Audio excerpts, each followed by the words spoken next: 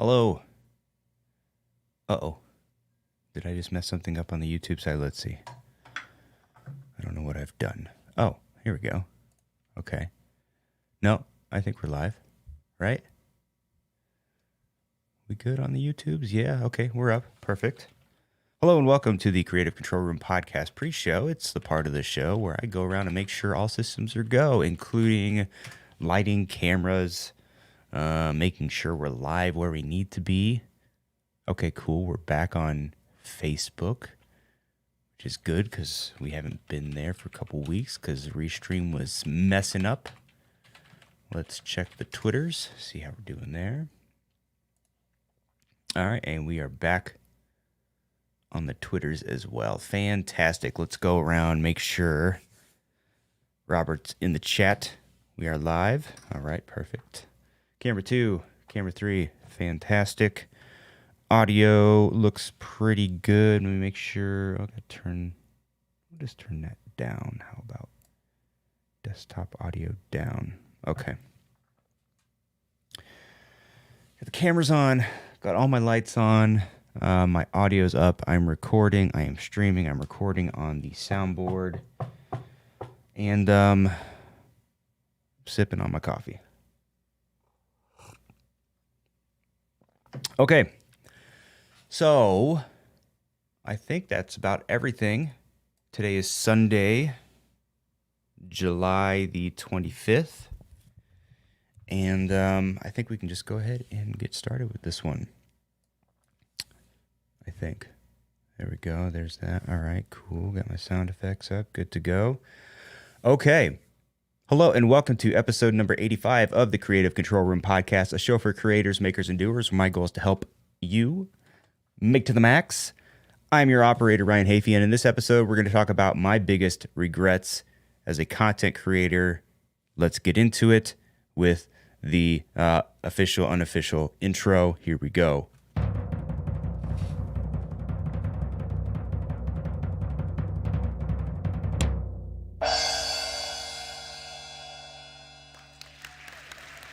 Welcome to the show. Episode number 85. Been doing this for a long time, and if you are new here, my name is Ryan Hafey. I'm your operator of the Creative Control Room podcast, and this is where this is my Creative Control Room. This is where I talk about all things having to do with content creation, FPV, drone flying, podcasting, live streaming, all that kind of stuff. If you're interested in any of that stuff and you're just trying to learn a thing or two, do me a favor and smash that subscribe button wherever you happen to be watching or listening, and follow me on social media at Ryan Hafey on Instagram and Twitter. And feel free to stop by and let's have a conversation once this is all said and done. Thank you for being here. By the way, we're 85 episodes in now. And I'm still enjoying this podcast quite a bit. Although I will say, after 85 episodes of doing this solo, it's becoming tougher and tougher to think of content ideas every single week. In fact, it took me a while to come up with today's topic. So, I need a little feedback. Let me know what's been on your mind. Let me know some of the questions that you have in the realm of all things content creation, social media, digital marketing, FPV, podcasting, live streaming, all that stuff. Let me know what you want to know, and I'll do my best to try to help you out with that. So, but anyway, it's Sunday. July is coming to a close. We're already more than halfway through the year. That's kind of crazy. Had a fun weekend, or a fun Saturday yesterday. So planned on doing. Let me back up a little bit more. So yesterday was supposed to be a big fight night. You all know I work in boxing. We were supposed to have the big fight between Tyson Fury and Deontay Wilder, the trilogy fight. Tyson Fury caught COVID, I guess, and had to back out. So the fight was postponed to October 9th, which means that I had a vacant weekend to, potentially do something with the family, because the fight schedule is very packed going forward, basically now through the end of the summer. So we wanted to do something where we could maybe get out of the house for a little bit, have some fun. We were thinking of doing like just kind of a weekend vacation, maybe going back to Zion or maybe going to California, something like that. But we waited too long, couldn't find a good place to stay at a decent rate. So we decided to do kind of a staycation. And by staycation, I really just mean going around and doing some stuff in town. Go do an activity, have a nice dinner with the family, and just make a day out of it. So that's what we did yesterday. And what we did was we went to a place called Area 15 here in Vegas. It's not the actual Area 15 that Bob Lazar tells you all about.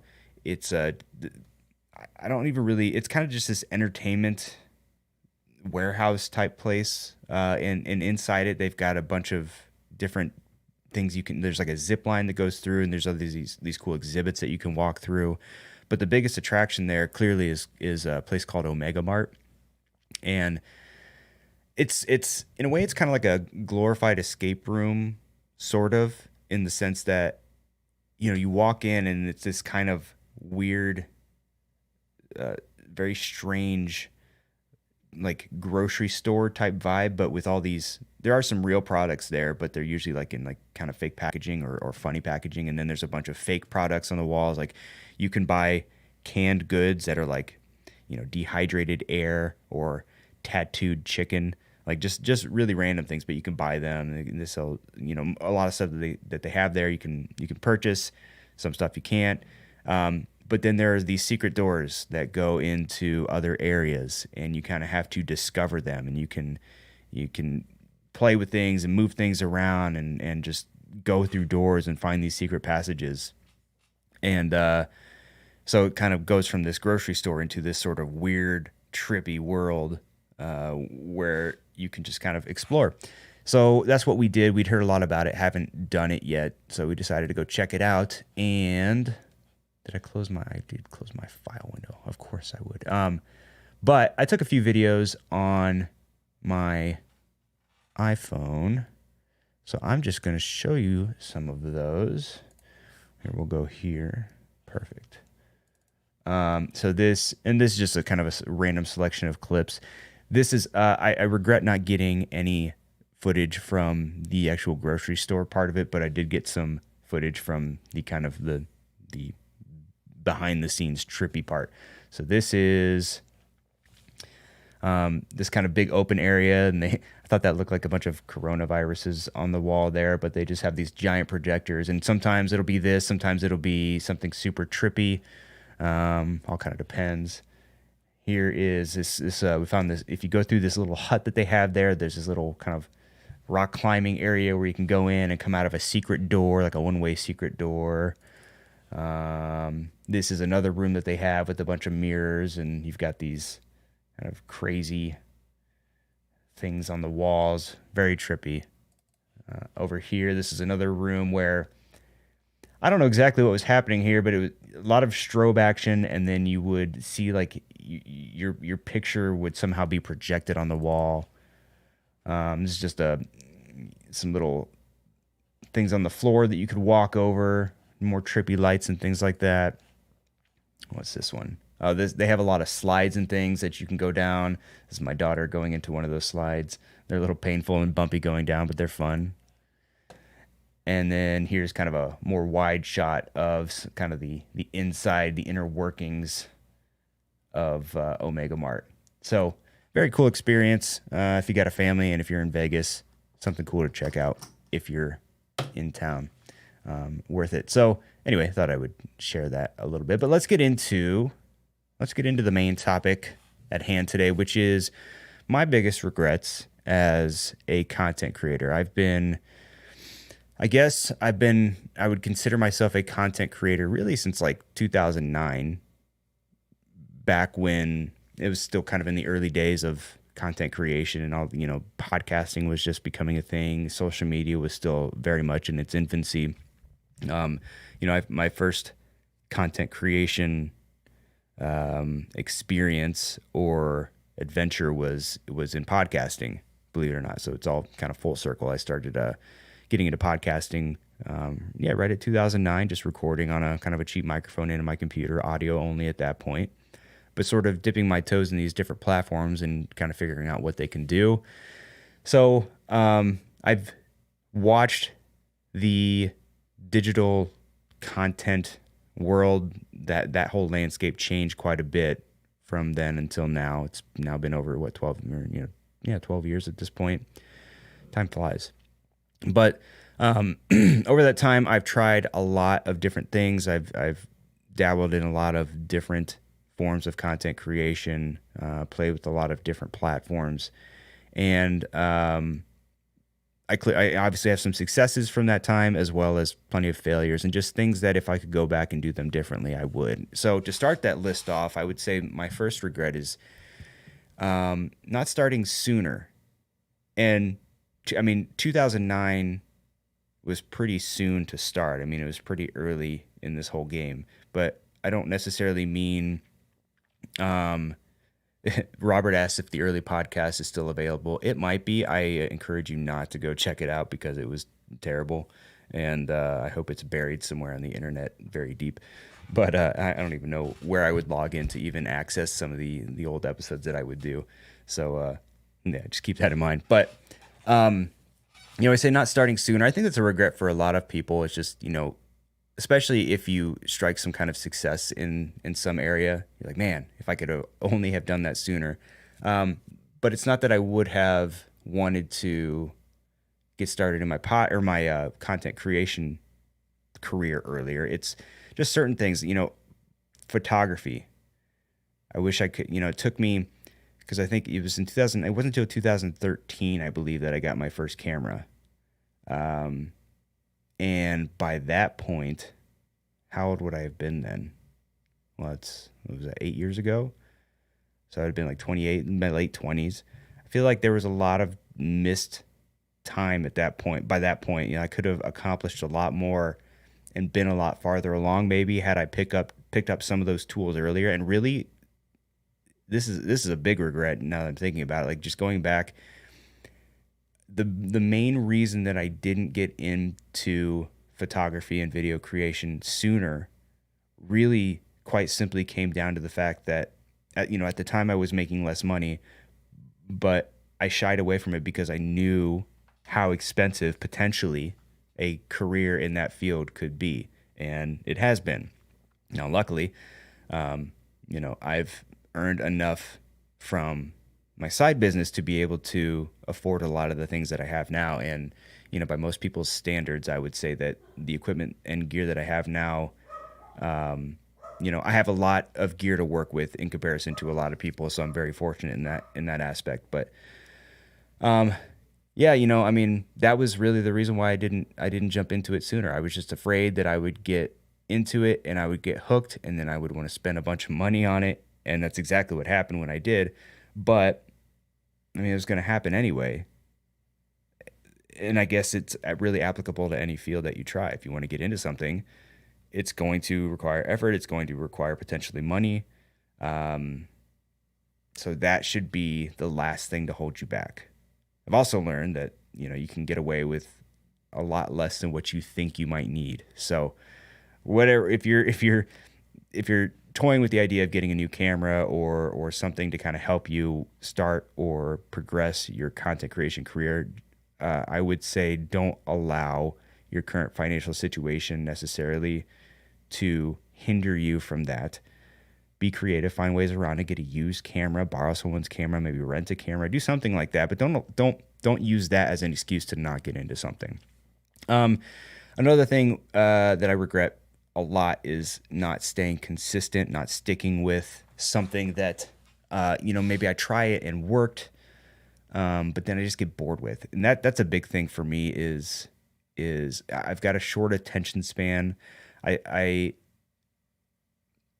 often very jealous of people who can, I'm going to hold this point because we're getting back to this a little bit later, but there's been a couple times, like there's been a YouTube channel that I had. I think one of my best ideas to date that I started and then just never stuck with was a YouTube channel called Lazy and Stupid. And the premise was internet tips for the lazy and stupid. So the whole concept was, I'm lazy, you're lazy, we're all lazy, but hey, let's be a little bit less lazy and learn a thing or two. And without really putting a whole lot of content on that channel, I got up to like 1,000 subscribers and was like, I'm bored with this and move on. And that was kind of the story, and still is really the story of my content creation life. Is starting things, sort of thinking it's a great idea, being invested in it for a little bit of time, and then squirrel, find something new and shiny that I want to try and play with, and then I sort of leave things behind. And that's why I'm so proud of getting, having 85 episodes of this podcast. This is probably the most consistent, with the exception of like my day job, which I've been with for, almost 7 years. This podcast is probably one of the things that I've been most consistent with on a week by week basis. I've only missed one weekly episode.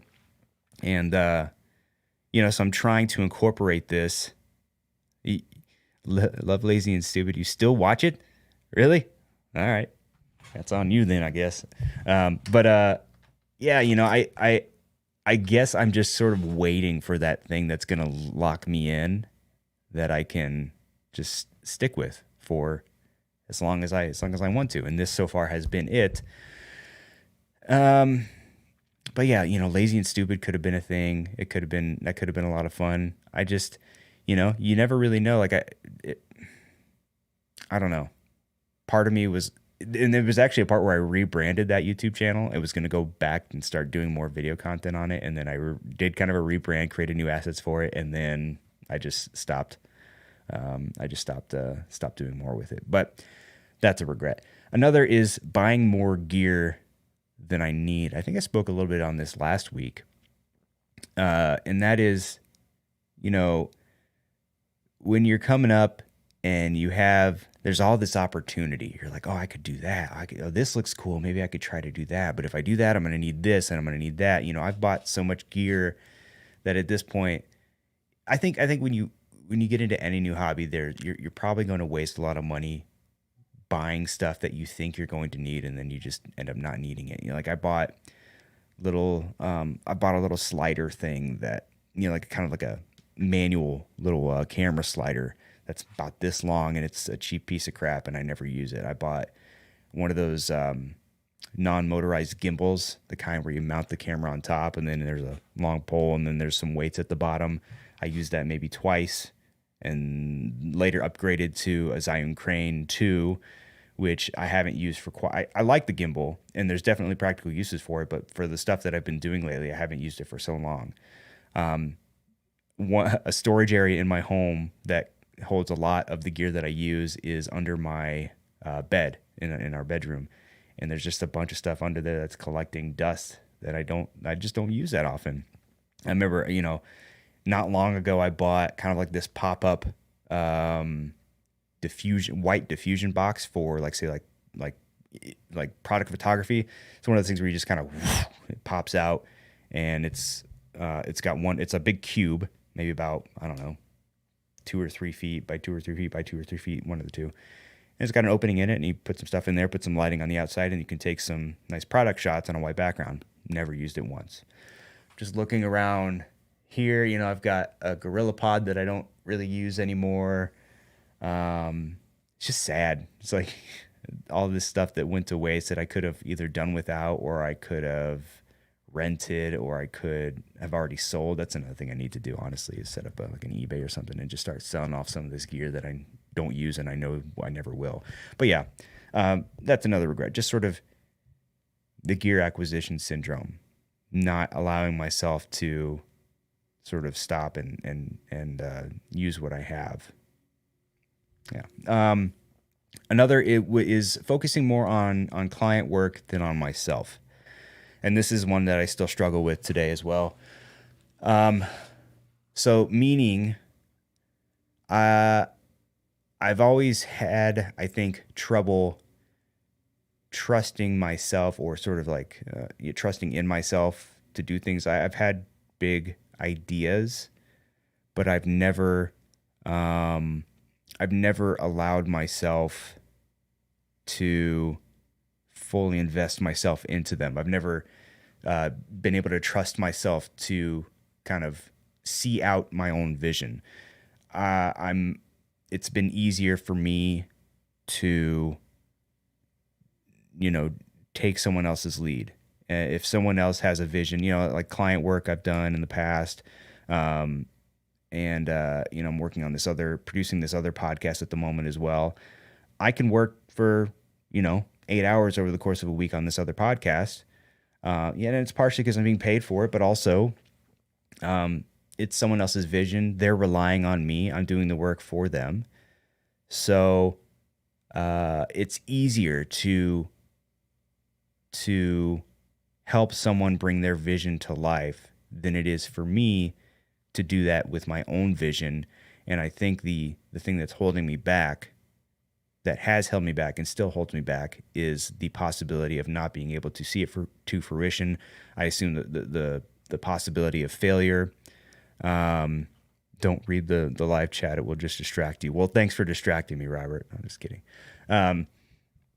But yeah, I mean, I that's one thing. That's probably my biggest hurdle, is allowing myself to trust in myself and to try things. And that sort of goes hand in hand with the next one, which is shying away from bigger projects, meaning bigger projects for myself, not so much on the client side.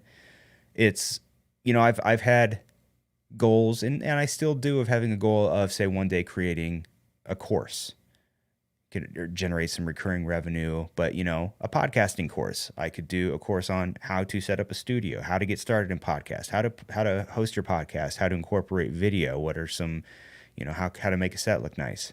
I'm sure I could do a pretty well thought out course on that. But that's so much work. And just seeing, it's hard. You just sort of see it in its whole versus in its individual parts. And, I'm the kind of person who would much rather, it's just hard. It's difficult for me to organize, how really I put it? I look and see projects as their whole versus their individual parts. And I could sit down and make a YouTube video that'll maybe take me a day or two and be okay with that. But if it's something that's, going to take me a number of weeks, or something that is going to require a lot of my time, it's hard for me to justify it, and it's hard for me to actually sit down and start doing the work. It's all procrastination. But, I want to allow myself to do that. I want to be able to take on some bigger projects, because I think those two are where you get the most fulfillment. It's a lot of work, but once you get through it, you now have created this thing that's going to live on for potentially a very long time. So I want to do more of that. Another regret of mine being not shooting my shot more often. Reaching out to maybe creators that I like, or for on this podcast, maybe doing more interviews with more creators. In fact, Robert Reed, who's in the chat right now, he will attest that I had spoken to him about doing more interviews on this podcast as well. Haven't done it, but shying away from those types of things, and I rationalize them by saying, "Oh, well, I'm so busy," or I'm working more on this other thing. But really, you can't make progress without taking some chances every now and then. Sort of hand in hand with that, the next regret on my list is not taking more risks with my content.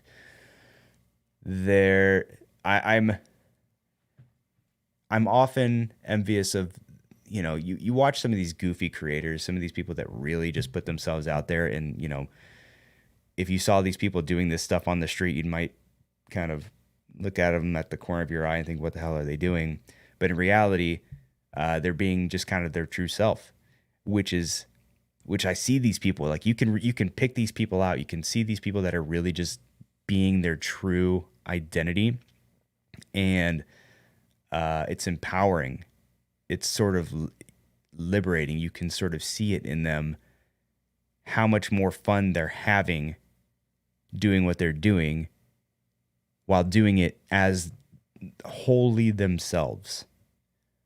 And I think that's a really cool thing that I think a lot of creators struggle with, is just sort of finding your voice, being comfortable with who you are, and especially doing it on camera. I think to myself a lot, I'm going to get on camera, I'm just going to kind of do me. And then it sort of transforms into this character that I've created to be on camera versus being more of me. And I think this podcast has been practice for me to do that, to be more comfortable on camera. But it's still a struggle. And in taking more risks, what I'm saying with that is just sort of allowing myself to come through more in my content.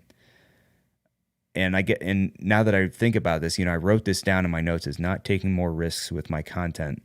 It's not really taking a risk. It's just being me. I don't know why me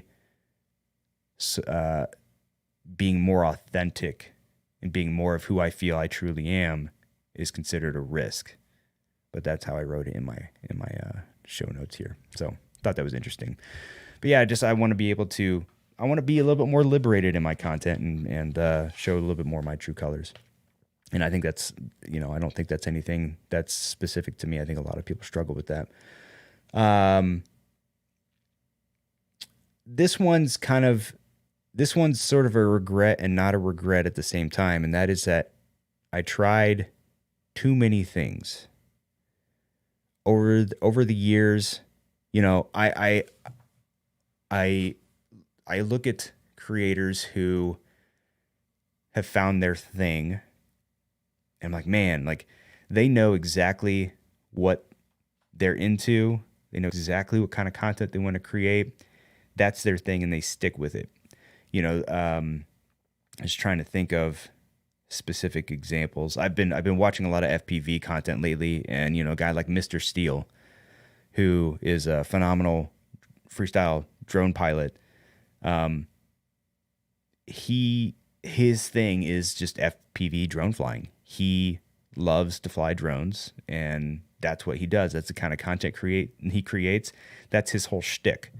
A lot of his videos are just kind of him flying around certain areas. He'll also do some tutorial content, but it's all based around this one niche.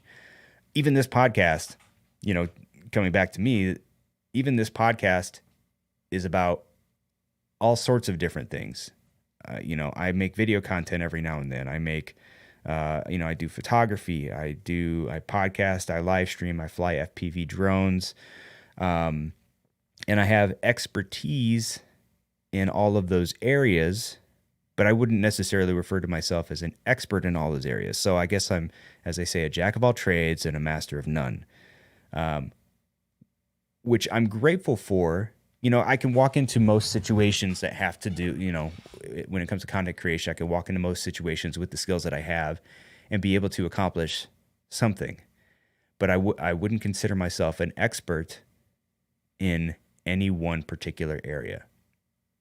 I know a lot about cameras and how they work and how they function.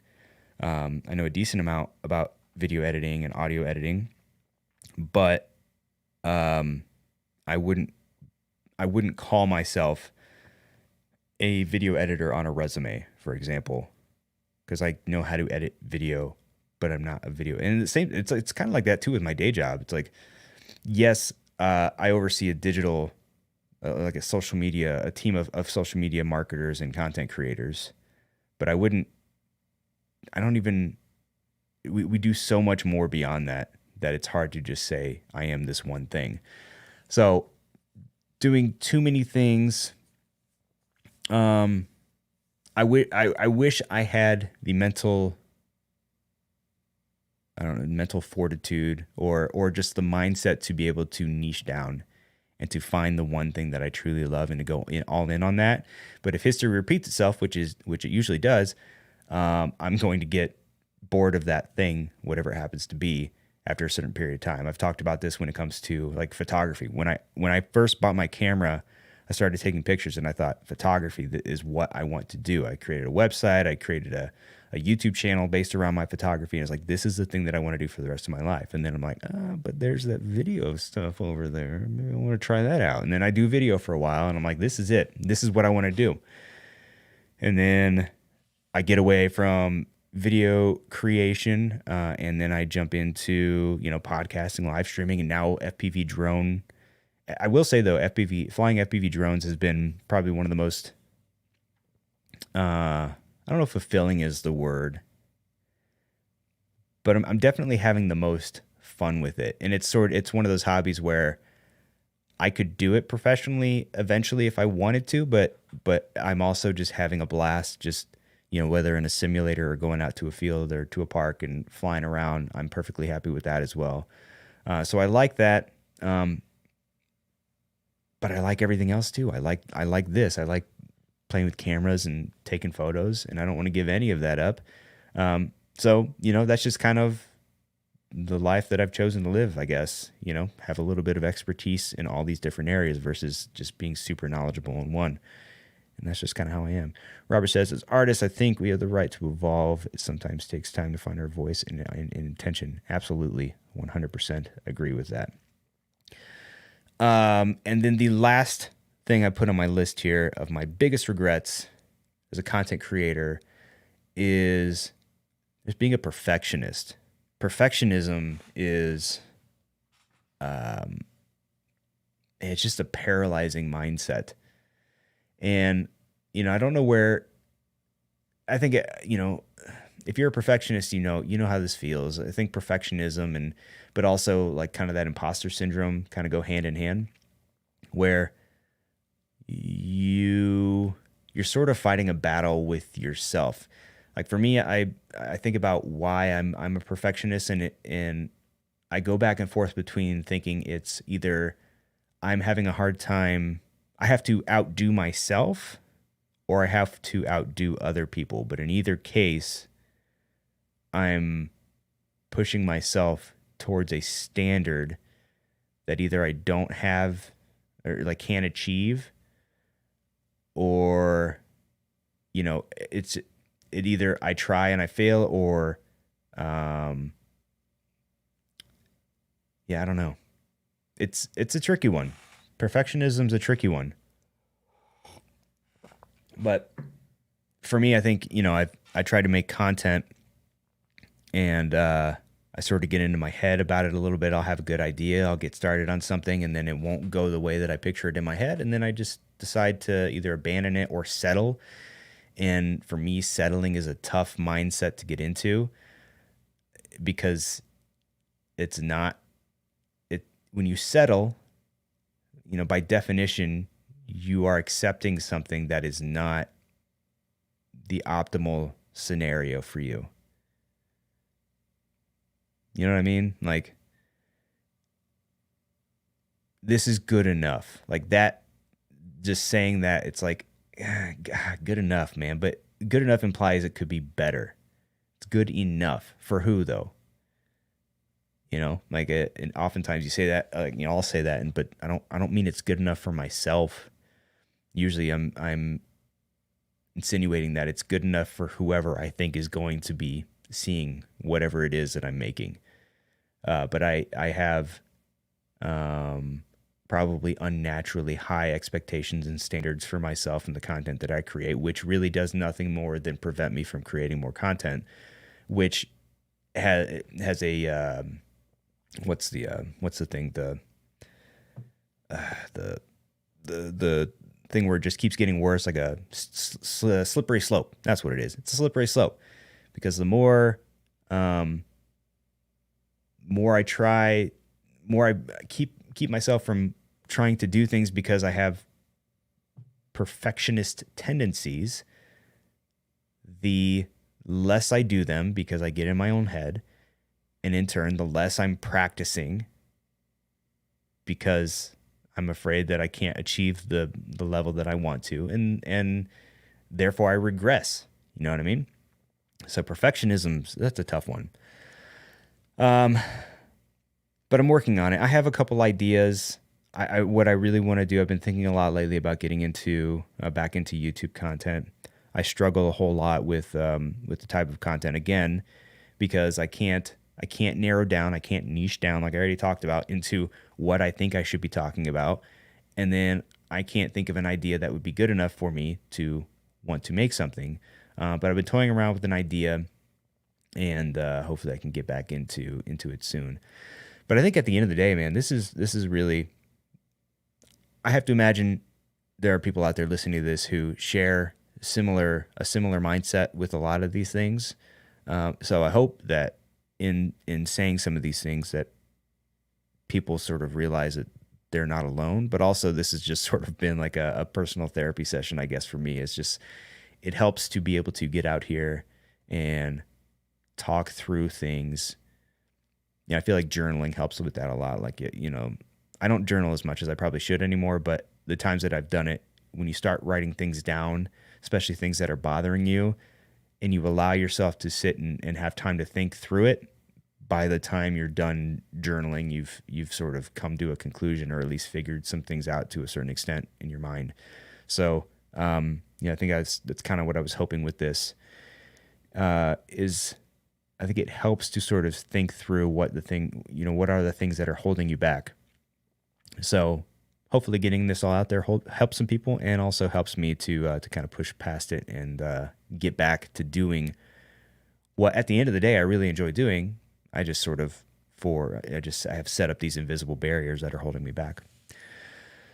Robert says, I'm doing a year-long series based on unpacking one video. It's not easy. You mentioned seeing the big picture and not the day-to-day. That's gospel for most of us. I get what you're saying. It's the reality of content creation for most people. Yep. I agree. I know I'm not the only one out there, but hopefully collectively, if we can point these things out and be aware of them, we can find ways to get around them and to not let them hold us back. But that's my list. I hope that that was interesting to some of you. Hey, if you're still here with me, and if you haven't already, it would be fantastic if you would hit that subscribe button, smash it wherever you happen to be watching or listening, and follow me on social media at Ryan Hafey on Instagram and Twitter. And with that, I think I'm going to go ahead and call this one done. But thank you so much for watching, and we will see you in the next one. Bye-bye.